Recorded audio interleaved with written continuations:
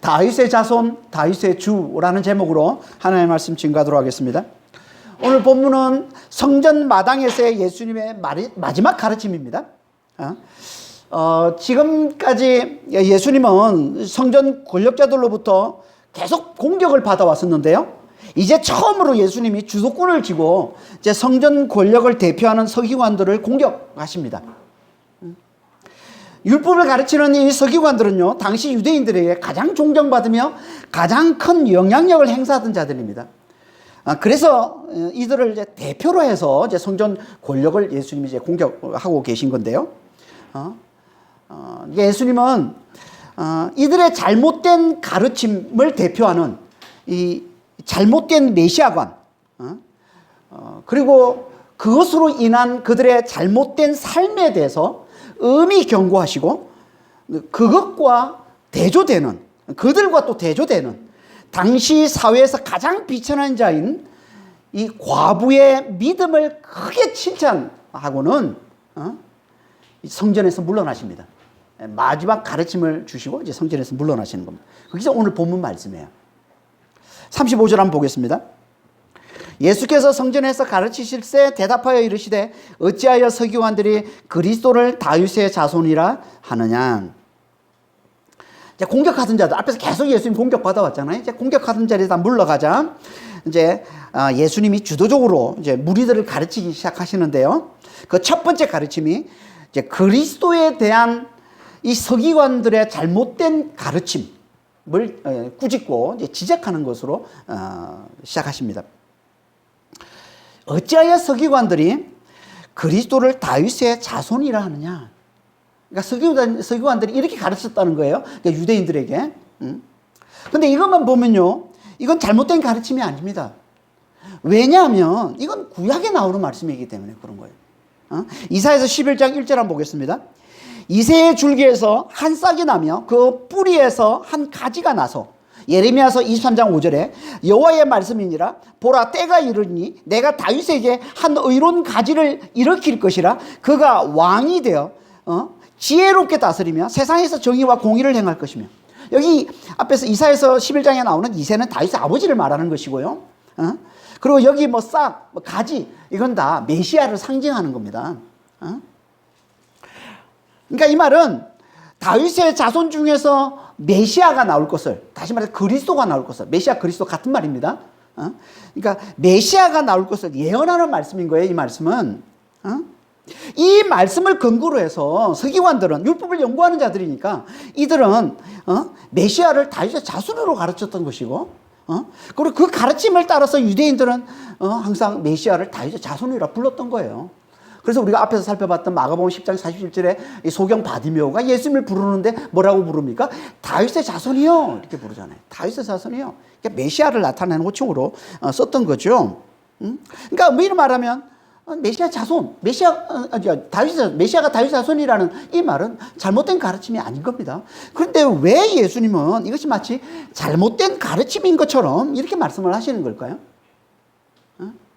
그건요, 그들이, 이 서기관들이 이것만 가르쳤기 때문에 그런 겁니다.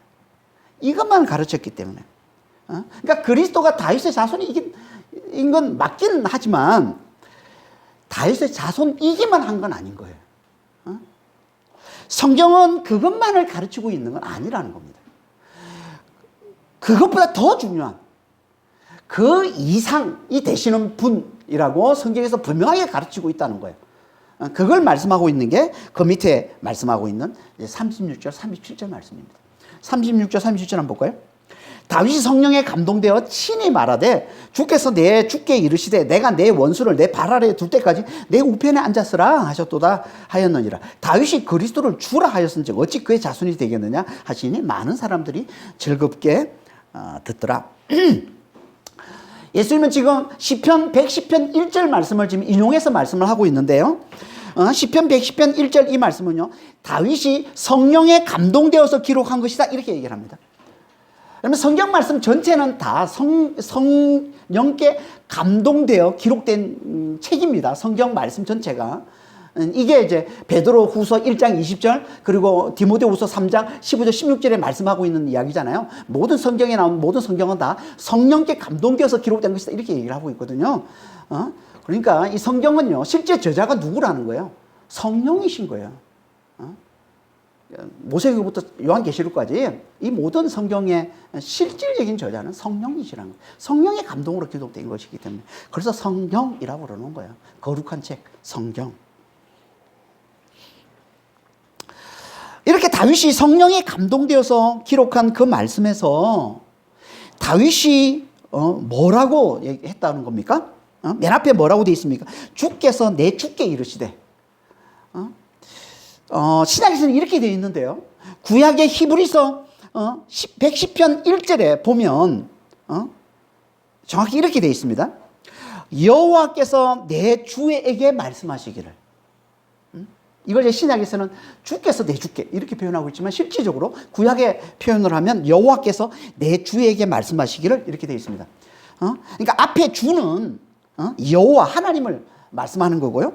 뒤에 나오는 내 주 할 때 이 주는 하나님의 아들 그리스도 메시아를 말씀하는 거라는 거예요. 그래서 이걸 들어서 예수님이 말씀하시는 거예요.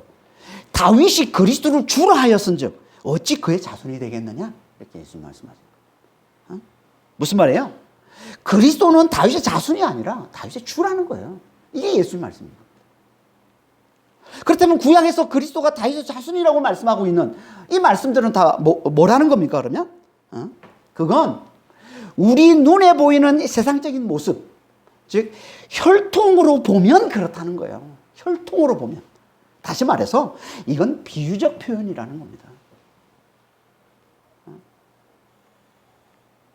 그러니까 다윗이 누굽니까? 이스라엘의 가장 위대한 왕이죠. 이스라엘을 구원한 하나님 백성 이스라엘을 구원해서 가장 영광스럽고 가장 부강한 나라로 세웠던 왕이 다윗입니다. 다윗이 그랬던 것처럼 메시아도 오셔서 메시아도 그 혈통으로 오셔서 그렇게 하나님의 백성을 가장 영광스럽고 가장 부강한 나라로 세우실 왕이 되실 것이다 라고 얘기를 하고 있는 거예요.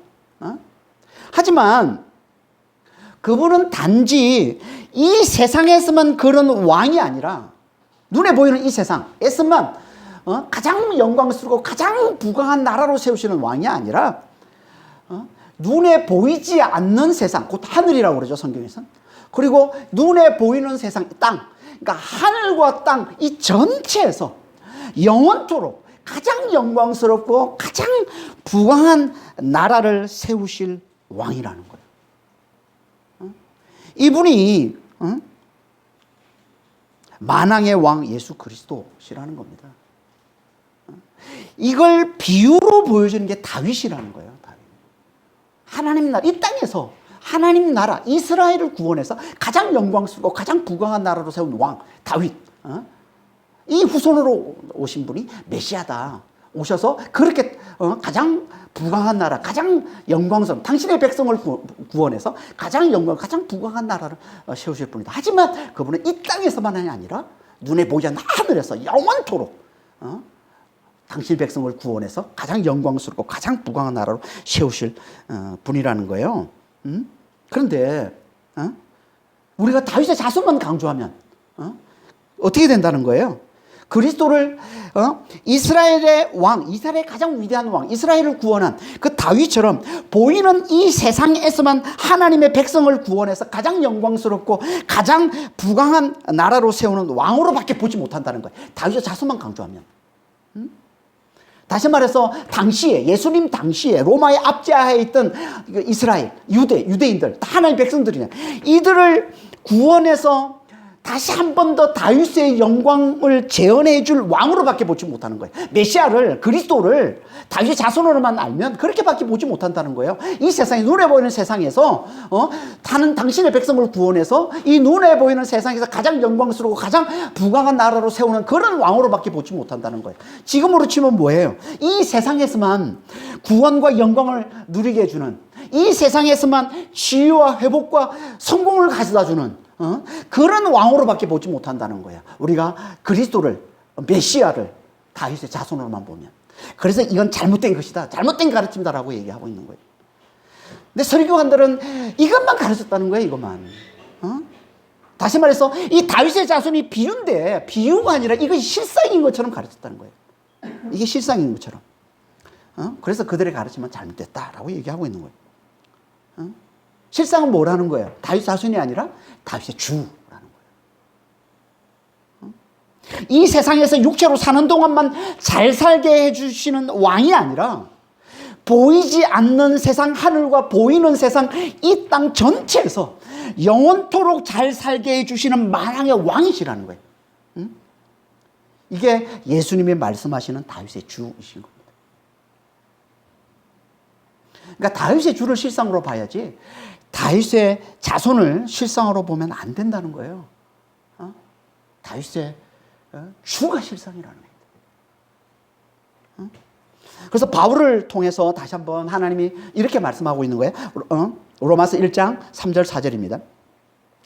그의 아들에 관하여 말하면 육신으로는 다윗의 혈통에서 나셨고 성결의 영으로는 죽은 자들 가운데서 부활하사 능력으로 하나님의 아들로 선포되셨으니 곧 우리 주 예수 그리스도시니라.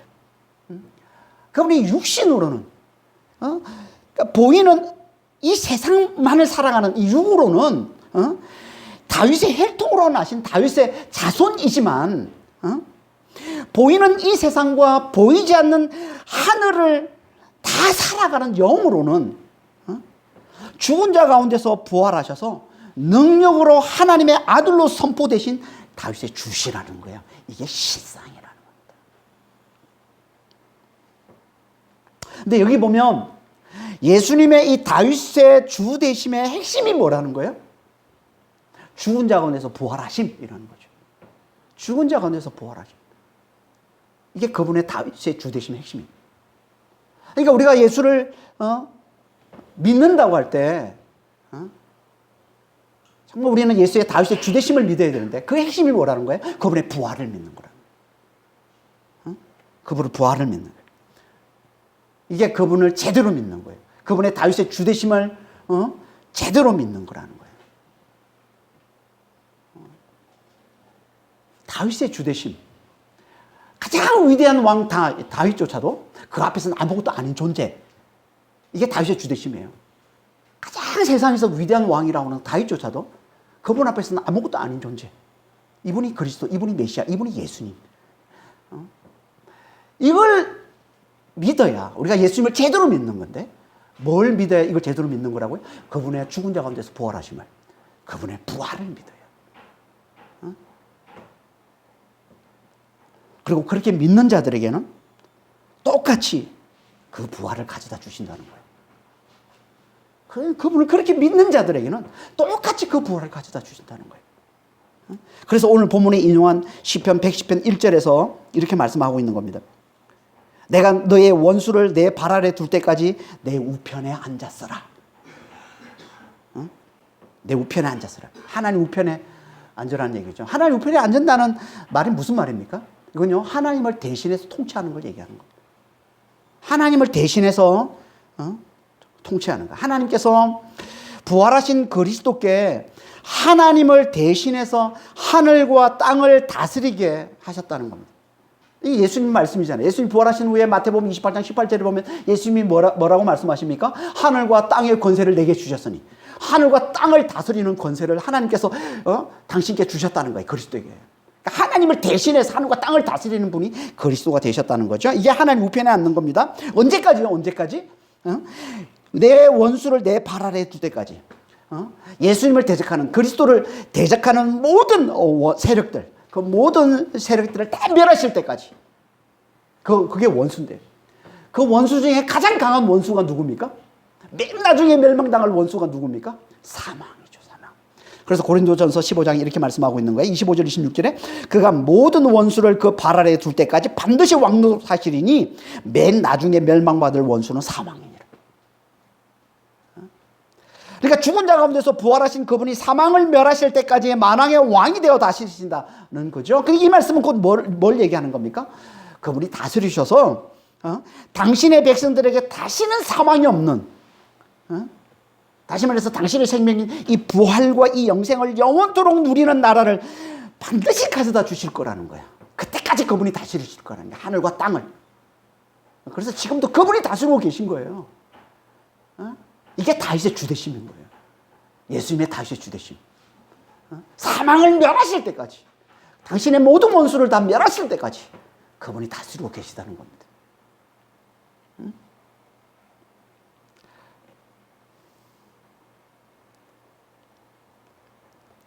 그러니까 다윗의 주대심, 이 말은 당신이 부활하셔서, 죽은 자 가운데서 부활하셔서 온 세상을 다스림으로 믿는 자들에게 반드시 그 부활을 가져다 주실 걸 말씀하는 거예요. 이게 다윗의 주대심인 거예요.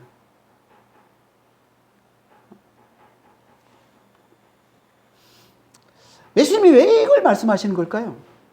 왜 예수님이 지금 십자가 달리시기 3일 전입니다, 지금.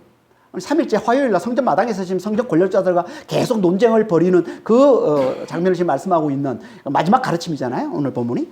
그러니까 3일 전에 지금 하필 서기관들의 잘못된 가르침을 지적하면서, 맨 마지막 가르침으로 지금 서기관들의 잘못된 가르침을 지적하면서 왜 이걸 말씀하시는 걸까요? 다윗의 자손이 아니라 다윗의 주다. 메시아는, 그리스도는, 나는 다윗의 주다. 왜 이걸 가르치는 걸까요? 그건 당연히 당신의 죽음이 가까이 왔음을 알고 그 죽음이 끝이 아님을 깨우쳐 주기 위해서 그러신 거죠. 그 죽음이 끝이 아님을. 죽은 후에 반드시 부활하실 것임을, 부활하셔서 반드시 온 세상을 다스려 믿는 자들에게 당신의 그 부활로 이끌어 주실 것임을, 반드시 당신의 그 부활을 가져다 주실 것임을 깨우쳐 주기 위해서 마지막 가르침으로 이 말씀을 주시고 계신 거라. 그러니까 이걸 잘 깨닫고 더 이상 이 서기관들의 잘못된 가르침에 놀아나지 말라는 거예요. 그들에게 놀아나지 말고 나를 믿고 내 말을 잘 듣고 나를 따르는 자가 되라는 거예요. 그래서 너희도 나와 같이 부활에 이르는 자가 되라는 거예요. 이게 마지막 가르침으로 성전 무리에게, 그러니 다윗의 자손만이 아니라 다윗의 주심을 깨우쳐 주시는 이유인 겁니다. 그러니까 우리는 예수님의 다윗의 주되심을 잘 깨닫는 자가 되죠. 정말 예수님을 제대로 믿는 자가 되야 되는데, 그 제대로 믿는 게 뭐라고요? 예수님의 다윗의 주되심을 제대로 깨닫는 거예요. 그게 뭐라고요? 예수님의 죽은 자 가운데서 부활하심을 제대로 깨닫는 거예요. 그분이 죽은 자 가운데서 부활하셔서 온 세상을 다스리는 분이심을. 이게 다윗의 주란 말이에요. 만왕의 왕이신 거예요. 세상에 아무리 대단한 왕이라도, 세상에 아무리 대단한 존재라도 그 앞에서는 아무것도 아닌 존재가 되는 만왕의 왕이시는 거예요. 이게 다윗의 주되심인 거예요. 그 만왕의 왕이 되신 그분이 온 세상을 다스리심으로 당신을 믿는 자에게는 똑같이 그 부활을 가져다 주신다는 거예요. 이걸 깨닫는 자가 되라는 겁니다. 이게 예수님을 제대로 믿는 거라는 거예요.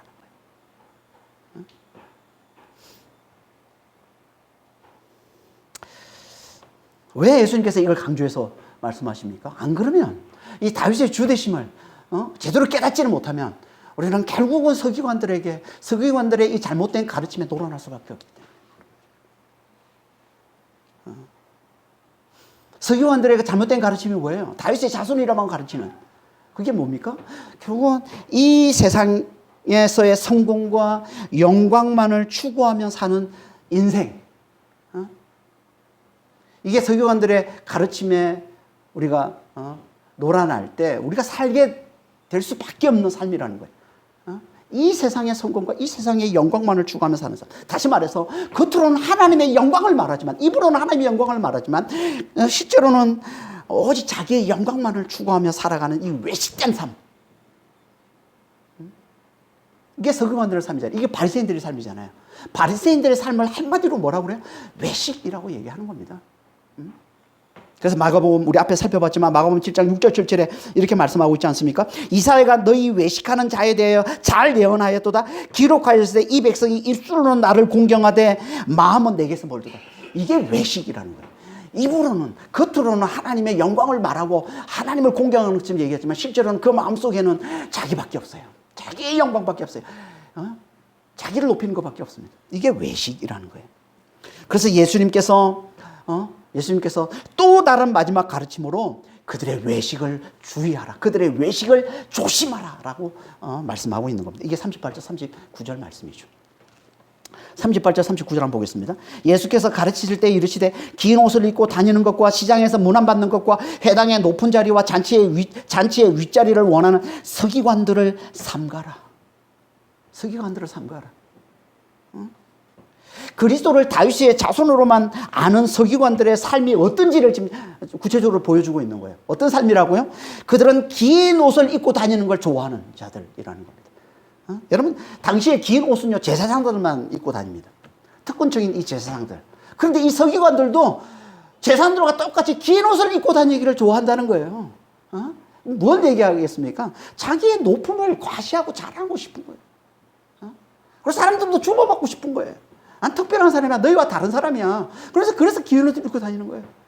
늘 자기의 높음을 자랑하고 사람들을 주목받으려고. 그래서 그 다음에 뭐라고 얘기합니까? 시장에서 문안받는 걸 원해요. 그러니까 회당에서만 긴 옷을 입고 다니지 않아요.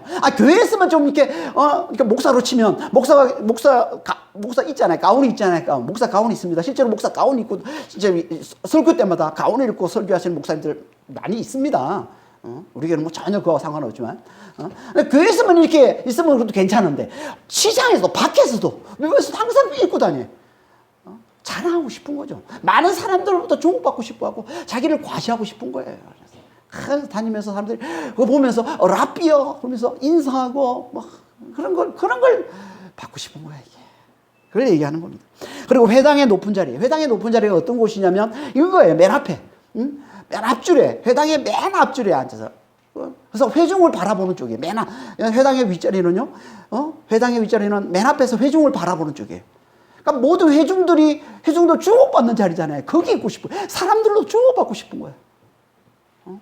주목받고 싶은 거예요. 잔치의 윗자리는요, 주인 옆에 앉는 거예요. 주인이 앉는 테이블과 같이 앉는 거예요. 거기는 주인이 초대한 가장 VIP들만 같이 앉는 거잖아요. 그러니까 그 자리에 앉고 싶은 거예요. 다 뭘 보여주는 겁니까? 이들은 다 자기 영광을 추구하며 사는 자들만 보여주고 있는 거죠. 오직 자기 영광을 추구하며 사는 자들. 이들을 조심하라. 왜? 이들은 이분은 하나님의 영광을 말하지만 실제로는 자기 영광밖에 모르는 자들이기 때문에. 이렇게 자기의 영광밖에 모르는 자들은 결국 어떻게 됩니까? 탐욕을 위해서 연약한 자들을 착취하는 삶을 살 수밖에 없는 거예요. 그걸 보여주는 말씀 40절 말씀인 거예요. 그래서 이들을 다시 40절에 이렇게 말씀하고 있는 겁니다. 그들은 과부의 가산을 삼키며 외식으로 길게 기도하는 자니 그 받는 판결이 더욱 중하리라 하시니라. 당시 사회에서 가장 연약한 자, 가장 비천한 자들이 과부입니다. 그럼 과부는요, 남편이 없는 과부. 당시에는 여자는 생계를 할 수 있는 게 없었기 때문에 항상 남편이 있거나 아니면 자식이 있어야 되는 거예요. 남편도 없고 자식이 없으면 가장 불쌍한 존재, 가장 비천한 존재가 과부였던 겁니다. 그러니까 이들은 오직 과부의 재판장이신 하나님만 의지할 수밖에 없고요. 그래서 이 과부들 중에 실제로 성전에서 사는 사람들이 많았어요. 일생을 성전에서 보내는 자들이 많았던 겁니다. 이들을 관리하는 자들이 서기관들이었던 거예요. 이 과부들을, 그러니까 늘 성전을 가까이 하는 이 과부들을 관리하는 자들이 서기관들이었던 겁니다. 그러니까 과부들은 하나님 말씀, 이 율법을 연구하고 가르치는 이 서기관들을 많이 의지했던 것이고, 하나님을 섬기듯 그들을 섬기면서 그들을 후원하는 과부들이 많았던 거예요. 서기관들은 월급이 없었습니다. 명예직이에요, 서기관은. 월급이 없어요. 그래서 후원받아서 생활을 했던 겁니다. 그래서 과부들을 돌보고 또 그들로부터 이제 후원을 받아서 이렇게 이제 생활을 했었는데, 그러면서 이걸 악용해서 교묘히 이 과부들의 재산을 착취하고 가로채는 일들이 많이 있었다고 그래요. 이 서기관들이. 그 중에 하나가 고르반이에요, 고르반. 그래서 고르반을 가르치는 거예요. 하나님께 바쳤다 그러면 부모를 안 챙겨도 돼. 그러니까 교회에 들었다 그러면 가족들은 안 돌봐도 돼. 이런 식으로 가르치는 거예요. 이게 고르반이잖아요. 예수님이 비난하셨던 고르반. 그런 식으로 이 과부들의 재산을 착취하고 가로채는 일이 많았다고 합니다. 그러니까 이들은 연약한 자들, 너무나 비천한 자들, 이들을 자신의 이익의 수단으로 도구로 삼은 자들이잖아요. 이게 서기관들이 얼마나 악합니까? 하나님 앞에. 그러면서도 외식으로 길게 기도하더라. 외식은 겉으로 잘 보이려고, 이런 말이에요. 외식으로 겉으로 잘 보이려고 길게 기도한다는 건요, 경건한 척 오래 기도하는 걸 얘기하는 거예요. 여러분, 오래 기도하면 경건해 보이잖아요. 오래 기도하면 기도 잘하는 거라, 하나님과 가깝구나, 뭐 이런. 그러니까 이들은 겉으로는 사람들에게 잘 보이려고 경건한 척 오래 기도하면서 속으로는 어떻게 하면 가부의 재산을 빼앗을까 늘 여기에 골몰했던 자들, 이들이 서기관들이었다. 그러니까 하나님의 최고의 계명, 이 하나님 사랑과 이웃 사랑을 실천하기는커녕 오히려 그 정반대로 하나님을 자신의 이익의 수단으로, 돈벌이 수단으로 이용하고 너무나 연약한 이웃인 이 과부를 철저히 짓밟는 자들, 이게 서기관이었다라고 얘기를 하고 있습니다. 그리고는 뭐라고 말씀하십니까? 이들이 받을 판결이 중하다. 이들이 받을 심판이 크다는 얘기예요. 하나님은요, 하나님을 이용해서 자기 영광을 챙기는 자들, 다시 말해서 자기도 하나님을 제대로 믿지 않고 다른 사람들도 하나님을 제대로 믿지 못하도록 가로막는 자들, 이런 자들을 하나님은 죄를 크게 물으십니다. 이런 자들의 죄를 하나님 크게 물으시는 거예요. 그래서 예수님이 이 병행 본문, 오늘 짧게 이제 서기관들에 대해서 서기관 조심하라 짧게 얘기하고 있지만, 이 병행 본문인 마태복음 23장 전체가 이 서기관들에 대한 경계의 말씀이에요. 이게 병행 본문, 23장 전체가 병행 본문입니다. 이 병행 본문 23장, 마태복음 23장 13절에 보면 이렇게 말씀하고 있습니다.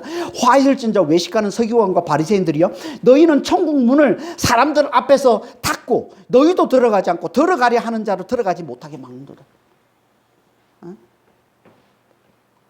그리고는 예수님께서 7번이나 반복해서 동일한 말씀을 반복하시죠. 화 있은 자란 말은 저주를 받을지어다, 이런 말이에요. 저주가 있을지어다, 저주받을지어다 외식하는 서기관들과 바리새인들이에요. 이걸 7번 반복해서 예수님이 말씀하십니다.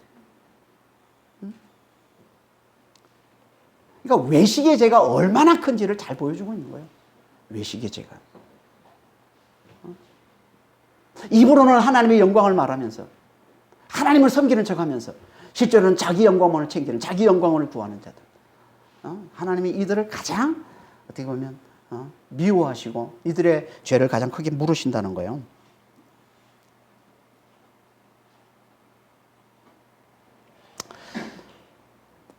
그러니까 하나님과 예수를 아는 우리가 예수를 제대로 믿지 않으면, 여러분, 예수를 모르는 사람은 외식의 죄를 범할 수가 없잖아요. 누가 외식의 죄를 범해요? 하나님을 알고 예수를 아는 사람이 외식의 죄를 범하는 거 아닙니까? 그러니까 우리가 하나님을 안다고 하고 예수님을 안다고 하는 우리가 예수를 제대로 믿지 못하면 우리도 모르게 서기관의 후회로 빠지기가 너무 쉽다는 거예요. 서기관들의 이 후회가 되어서 이 외식의 죄를 범하기가 너무 쉽다는 겁니다. 이분은 하나님의 영광을 말하면서 실은 자기 영광을 구하는, 겉으로는 경건한 척하면서 실은 연약한 자를 짓밟는, 하나님 앞에 너무나 악한 자의 삶을 살기가 너무나 쉽다는 거예요. 그러니까 우리는 진짜 예수님을 잘 믿어야 돼요. 진짜 예수님을 제대로 잘 믿어야 돼요. 누가 예수님을 잘 믿는다고요? 예수를 이 세상만의 구주, 이 세상에서 당신의 백성들을 구원하는 메시아 그리스도 다윗의 자손으로만 보지 않고 예수님을 다윗의 주로 제대로 볼 줄 알아요. 다윗의 주로. 다윗조차도 그 앞에서는 아무것도 아닌 존재가 되는 만왕의 왕으로 죽은 자 가운데서 부활하셔서 온 세상을 다스리시는 만왕의 왕으로 제대로 보고 그분을 믿을 줄 알아요. 그래서 그분이 주신, 그 믿는 자에게 주시는 그 부활을 받아 누리는 자가 돼야 우리가 이 외식에 빠지지 않는 겁니다. 우리가 예수님을 그리스도를 다윗의 주로 보지 못하면 우리는 다 서기관들의 잘못된 가르침 아래서 외식에 빠진 삶을 살 수밖에 없어요. 입으로는 하나님의 영광만을 구한다고 하면 실제로는 자기의 영광, 늘 자기만 생각하고 자기의 영광만을 구하는 그런 삶을 살 수밖에 없는 겁니다. 서기관들이 뭐 옛날 예수님 때만 있었어요. 아니, 지금도 서기관들이 수두룩합니다. 교회 안에. 말로는 하나님 얘기하고 말로는 하나님께만 영광 얘기하고 실제로는 자기 영광만을 구하고 그래서 자기보다 연약한 자들을 짓밟는 이런 서기관 같은 자들 얼마나 많이 있습니까? 왜요? 다윗의 자손으로만 하니까. 하나님을 믿을 때 하나님께서 우리에게 이 땅에서만 구원을 가져다 주시는 분으로만 하니까. 아니에요. 그게 실상 아닙니다. 실상은 다윗의 주예요. 죽은 자도 부활하셔서 온 세상을 다스리심으로 믿는 자에게 부활을 가져다 주시는. 이걸 우리가 제대로 알고 이 믿음을 우리가 제대로 붙들 때 우리가 이 외식에 빠지지 않는 자가 되는 겁니다. 우리가 예수님을 다윗의 주로 제대로 믿고 죽은 자 가운데서 부활하셔서 온 세상을 다스리시는 분으로. 이 말은요, 그 부활이 세상의 그 어떤 가치보다 더 크다는 거예요.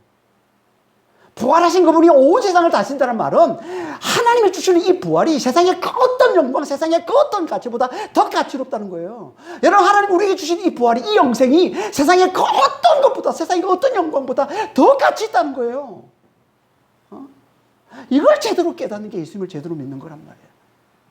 예수의 부활을 제대로 믿는 거란 말이에요.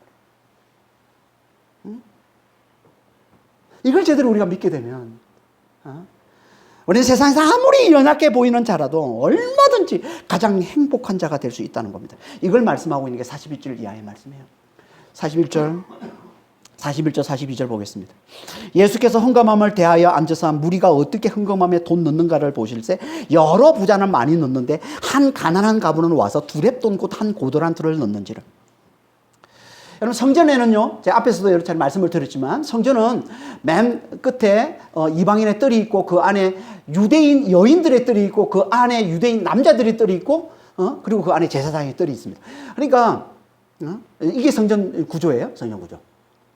그런데 이 이방인의 뜰과 유대인 남자들의 뜰 사이에 있는 이 여인의 뜰에 헌금함이 놓여 있습니다. 13개 정도의 나팔 모양으로 된 이 헌금함이 13개가 놓여 있어요. 그래서 이제 성전에 드나든 사람이 거기서 여인의 뜰에서 점검을 하게끔 이제 그렇게 되어 있습니다. 그러니까 예수님께서 지금 이제 성전의 마지막 가르침을 주시고 이제 성전에서 물러나시면서 여인의 뜰에서 보니까 사람들이 헌금하고 있는 걸 보신 거예요. 지나가시다가 그래서 유심히 그걸 이제 보셨다라고 얘기하고 있는 거예요. 앉아서 그 헌금하는 것을 보셨다는 거예요. 그러니까 보니까 부자들은 많이 넣는데 한 가난한 가부가 와서는 두렙돈을 넣더라는 거예요. 두렙돈. 이런 렙돈은요, 이스라엘에서 통용되는 가장 작은 단위의 동전을 말하는 겁니다. 가치가 어느 정도 되냐면 데나리온의 100분의 1입니다. 우리 데나리온 앞에 살펴봤죠. 데나리온은 당시에 노동자의 하루 품삯입니다. 일당으로 보시면 돼요. 요즘으로 치면 한 10만 원 정도 되겠죠. 10만 원 정도. 그러니까 이 100분의 1이면 얼마예요? 렙돈은 100분의 1 가치니까 1,000원입니다. 1,000원. 두 렙돈은 2,000원 정도 되겠죠. 그러니까 한 가부가 와서 지금 2,000원을 헌금하는 걸 지금 예수님이 보신 거예요. 그런데 예수님은 그걸 보시고는 이렇게 말씀하십니다. 43절, 44절에. 예수께서 제 아들을 불러다가 이르시되 내가 진실로 너희에게 이르노니 이 가난한 가부는 헌금함에 넣는 모든 사람보다 많이 넣었도다. 그들은 다 그 풍족한 중에서 넣었거니와 이 가부는 그 가난한 중에서 자기의 모든 소유, 그 생활비 전부를 넣었느니라. 지금 제 아들을 불러서 지금 헌금함을 보고 있다가 지금 헌금하는 사람들을 지켜보고 있다가 한 가난한 가부가 와서 두렙돈을 넣는 걸 보고는 제 아들을 부르는 거예요. 이걸 보고서 예수님께서 제 아들을 뭔가 좀 가르칠 것, 제 아들을 깨우쳐주고 싶은 게 있으셨다는 거죠. 그리고 제 아들을 불러서 말씀하시는 거예요. 뭐라고 말씀하시냐면 이 가난한 가부가, 이 두렙돈을 넣은 이 가난한 가부가 다른 모든 사람보다 더 많이 넣었다. 이렇게 얘기를 합니다. 이 외적으로 보면 말이 안 되는 거잖아요. 앞에서 분명히 부자들이 많이 넣었다고 얘기하고 있는데, 근데 외적으로 보면 이게 말이 안 되는 거예요. 근데 예수님이 왜 이렇게 말씀하시는 걸까요? 왜?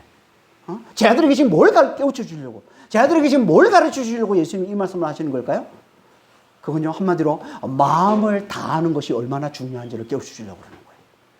마음을 다하는 것이 얼마나 중요한지를.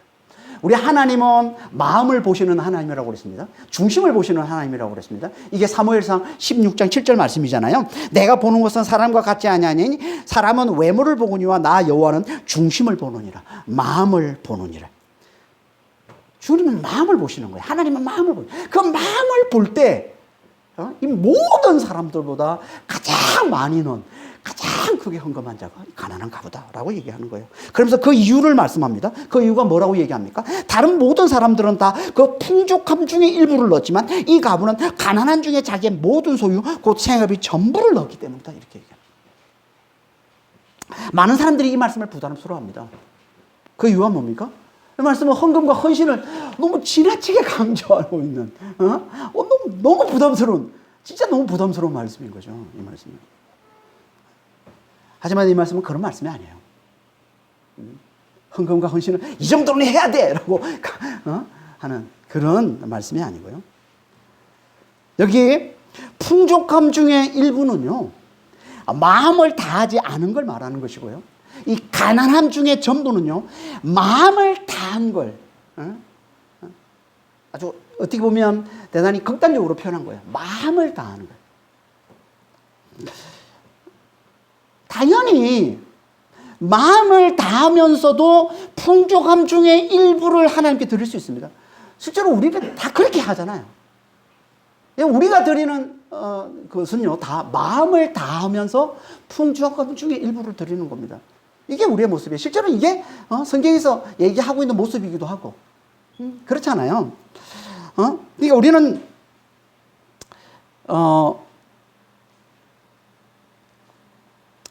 우리가 가지고 있는 모든 것이 하나님의 것이라고 고백하고 그걸 믿음으로 고백하죠. 우리가 가지고 있는 모든 것이 다 하나님의 것입니다 라고 진심으로 우리의 마음에서 그걸 고백하고 있다면 우리는 마음을 다해서 하나님을 섬기는 겁니다. 내가 가진 모든 것, 이게 다 하나님이 주신 것이고 다 하나님의 것이라는 것을 우리가 정말 우리 진심에서 그걸 인정하고 하나님 앞에 그걸 고백하고 있다면 우리는 마음을 다하는 거예요. 그래서 그걸 인정하는 표로 드리는 게 11조잖아요. 그 풍족함 중에 일부를 하나님께 드리고 그 나머지는 하나님의 뜻에 따라 자신과 이웃을 위해 사용하는 것. 이게 11조 정신이고 이게 하나님 앞에 마음을 다해 하나님을 섬기는 모습인 거예요. 풍족함 중에 일부를 하나님께 드리고 그 나머지는 하나님의 뜻에 따라 자신과 이웃을 위해 사용하는 거예요. 이게 11조 정신인 겁니다. 하지만 여기선 이걸 말하는 게 아니에요. 여기서 풍족함 중에 일부는 이걸 말하는 게 아니라 마음을 다하지 않는 걸 말하는 거예요. 다시 말해서 마음이 나눠져 있는 걸 말하는 겁니다. 하나님도 섬기고 세상도 섬기는 걸 얘기하는 거예요. 하나님도 섬기고 자신도 섬기는 걸 얘기하는 거예요. 앞에서 말한 서기관과 같은 섬김을 말하는 거예요. 하나님을 섬기는 생색만 내고 실은 자기를 섬기는 걸 말하는 거예요. 그걸 나타내는 표현이 풍족함 중에 일부를 하나님께 드리는 거예요. 그러니까 이건 누가복음 7장 47절에서 예수님이 바리새인 시몬의 집에 가서 그 시몬에게 그 바리새인에게 주셨던 말씀과 같은 말씀이에요. 7장 47절에 보면 예수님이 뭐라고 말씀하십니까? 제사함을 받은 일이 적은 자는 적게 사랑하느니라.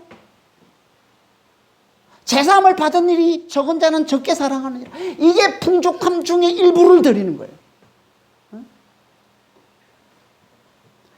이게 마음을 다하지 않는 거라는 겁니다. 그러면 그건 아무리 많이 드렸어도 하나님께 많이 드린 게 아니라는 거예요. 나누진 마음으로 드리는 건 하나님도 섬기면서 세상도 섬기면서 드리는 건 하나님의 영광도 구하고 세상의 영광도 구하고 자기의 영광도 구하면서 드리는 거는 하나님의 영광을 생생을 내고 실제로는 자기의 영광을 위해서 사는 건 아무리 많이 하나님께 드렸어도 그건 하나님께 많이 드린 게 아니라는 거예요.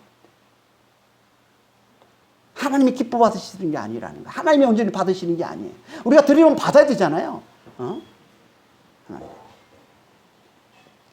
그 하나님 많이 드리는 게 뭐예요? 마음을 다해 드리는 거예요. 마음을 다해. 마음을 다해.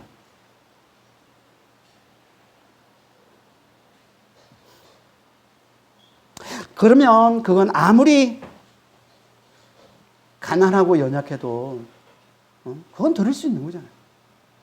마음을 다해서 드리는 거예요. 그걸 보여주는 게 가난한 과부가 드는 두 렙돈이라는 거예요. 그게 그녀가 가난함 중에도 그녀의 소유 전부를, 생활비 전부를 드린 거라는 겁니다. 가난함 중에 전부, 가난함 중에 전부는요, 마음을 다해 드리는 걸 가장 잘 드러내 보여주는 거예요. 어떤 극단적인 모습으로 보여주는 거예요. 그래서 예수님이 이걸 들어서 말씀을 가르쳐 주시는 거예요. 이 가난한 과부를 그래서 크게 칭찬하시는 겁니다. 그러니까 여기 가난한 과부와 앞에서 얘기한 이 서기관이 대조되는 겁니다. 대조되는 거예요. 서기관은 당시 사회에서 가장 존경받는 자, 가장 잘 나가는 자, 어떻게 보면 가장 부유한 자예요. 하지만 과부는 그 반대인 거죠. 그들로부터 착취당하는, 당시 사회에서 가장 비천한 자, 이게 과부였던 겁니다.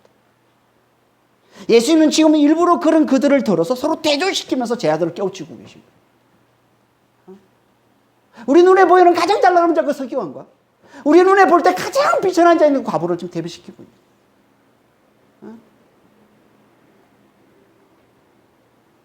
그럼 제 아들을 깨우쳐주는 거, 뭘 깨우쳐주는 걸까요? 세상에서 아무리 잘 나가도 마음을 다해 하나님을 섬기지 않으면 그건 하나님을 적게 사랑하는 것이요, 그러면 결국 수치를 당하고 말 것이고, 세상에서 아무리 비천한 자라도 마음을 다해 하나님을 섬기면 그건 하나님을 많이 사랑하는 자가 되는 것이고, 그가 진짜 행복을 누리는 자가 될 것이다. 예수님이 이걸 깨우쳐 주시는 겁니다. 다시 말해서 앞에서 예수님께서 제 아들에게 계속 가르쳐 줬던 대로 먼저 된 자가 나중되고 나중된 자가 먼저 될 것을 깨우쳐 주고 계신 거예요. 지금 우리 눈에 보이는 먼저 된 자들, 이들이 나중될 것이고, 지금 우리 눈에 보이는 나중된 자들, 과부와 같은 너무나 비천하고 너무나 가난한 이들이 먼저 될 것이다. 이걸 제 아들에게 깨우쳐 주시는 거예요. 그 성패가 어디서 나뉜다고요? 그게 뭐에 달려있다고요? 우리가 처한 상황과 상관없이 마음을 다해 하나님을 사랑하느냐 아니냐에 달려있다는 거예요. 마음을 다해 하나님을 섬기느냐 아니냐에 달려있다는 거예요. 내가 처한 상황과 상관없이.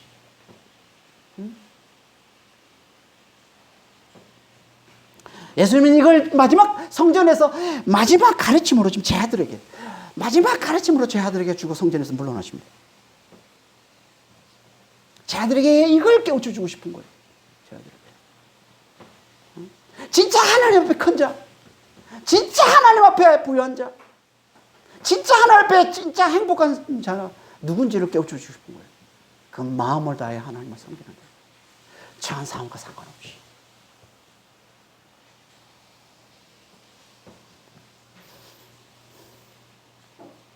이게 가난한 과부가 모든 소유 생활비 전부인 두 렙돈을 드리는 걸 보고 주신 예수님의 말씀이에요. 그걸 보시고 예수님께서 깨우쳐 주시는 말씀입니다. 그러니까 이 말씀은 하나님의 최고의 계명, 가장 중요한 계명, 마음을 다해 하나님을 사랑하라 라는 이 계명이 얼마나 중요한지를, 이게 얼마나 중요한지를 어떻게 보면 극단적인 예를 들어서 예수님께서 다시 한번 깨우쳐 주고 있는 거죠. 말씀으로 가르쳐줬던 그것을 실제 삶의 현장에서 그걸 들어서 다시 한번 깨우쳐주고 있는 겁니다. 마음을 다해 하나님을 사랑. 이게 얼마나 중요한지. 신약으로는 뭐라고 했습니까? 이게 마음을 다해 예수의 사랑 안에 거하고 이웃을 사랑하는 거예요. 이게 얼마나 중요한지를 예수님께서 현장을 들어 깨우쳐주고 계신 거죠. 너 어떻게 이렇게 가난함 중에도 전부를 드릴 정도로 그렇게 마음을 다해 하나님을 사랑할 수 있을까요? 어떻게? 그걸 우리에게 보여주는, 힌트로 보여주는 말씀이 고린도후서 8장 1절 2절 말씀입니다. 고린도후서 8장 1절 2절입니다. 형제들아, 하나님께서 마게도냐 교회들에게 주신 은혜를 우리가 너희에게 알리노니 환난의 많은 시련 가운데서 그들의 넘치는 기쁨과 극심한 가난이 그들의 풍성한 연보를 넘치도록 하게 하였느니라. 왜냐하면 바울이 고린도 교회에 보내는 편지잖아요. 고린도후서니까. 고린도 교회에 이제 마게도냐, 이 빌립보 교회를 중심으로 한 이 마게도냐 지방에 있는 교회들을 자랑하면서, 그 고린도 교회에 자랑하면서 그들에게, 그 교회들에게 베풀어 주신 하나님의 은혜가 어떤지를 지금 말씀하고 있는 게, 하나님의 은혜가 뭔지를 지금 말씀하고 있는 건데요. 그게 뭐라는 겁니까? 그들은, 그 마게도냐 교회, 마게도냐 지방에 있는 그 교회들은 환난의 많은 시련 중에서 그들의 넘치는 기쁨과 극심한 가난이 그들의 풍성한 연보를 넘치게 하게 하신 것이다. 이게 하나님께서 그들에게 베푸신 놀라운 은혜라는 거예요. 아니, 어떻게 극심한 가난 중에도 기쁨이 넘칠 수가 있습니까? 극심한 가난 중에도 기쁨이 넘칠 수 있으면 그 기쁨이 어떤 기쁨이겠습니까? 당연히 이 세상을 초월한 기쁨인 거죠. 당연히 우리가 구원받은 기쁨인 거죠. 당연히 우리가 부활과 영생을 누리는 기쁨이겠죠.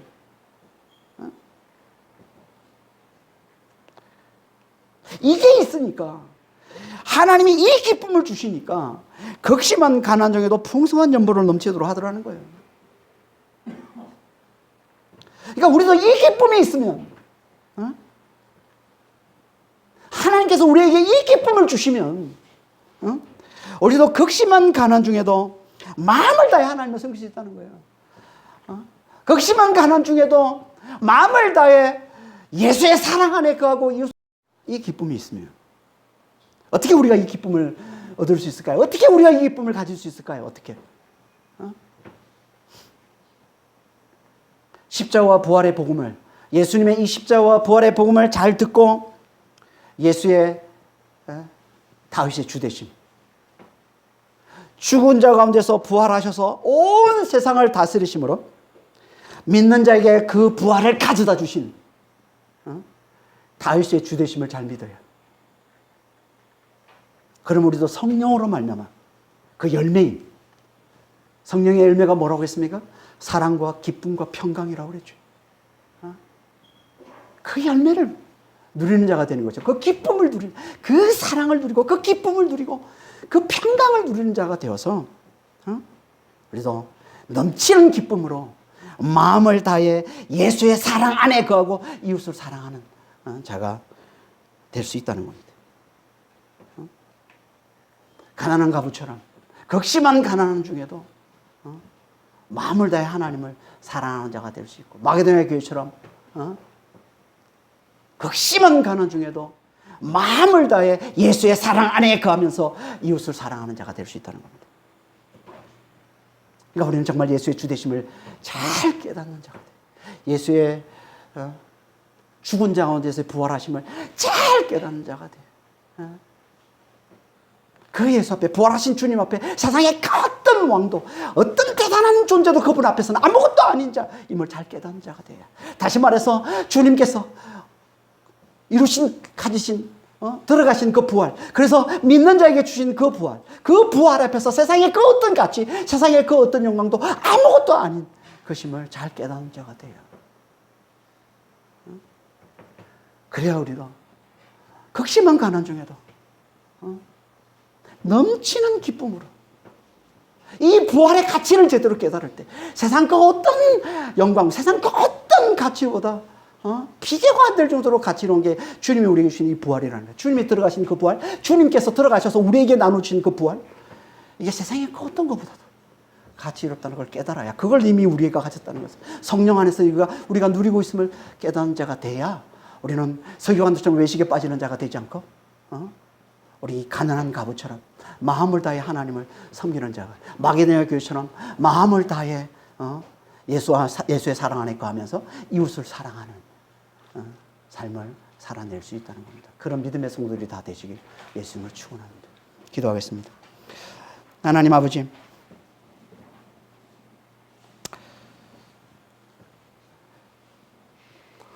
서기관들처럼 예수님을 다윗의 자손으로만 아는 자가 되지 않도록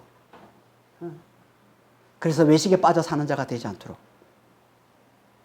가난한 가부처럼 이 마게도냐 교회처럼 정말 예수님의 이 다윗의 주되심을 잘 깨닫는 자가 될 수 있도록 죽은 자 가운데 부활하셔서 온 세상을 다스리시는, 그래서 믿는 자에게 당신의 그 부활을 가져다 주시는 이 만왕의 왕, 하늘과 땅을 다스리시는 다윗의 주되심을 정말 잘 믿는 자가 될 수 있도록 아버지 하나님 저희들을 축복해 주시고 주님 인도하여 주시옵소서.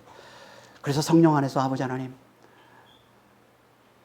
믿는 자에게 주신 그 부활과 그 영생의 그 기쁨을 누리는 자가 되게 하셔서 그 넘치는 기쁨으로 마음을 다해 하나님을 섬기는, 마음을 다해 예수의 사랑 안에 거하고 정말 이웃을 사랑하는 삶을 잘 살아낼 수 있도록 저희를 축복해 주시고 주님 인도하여 주시옵소서. 감사하며 우리 주 예수 그리스도로 기도합니다. 아멘.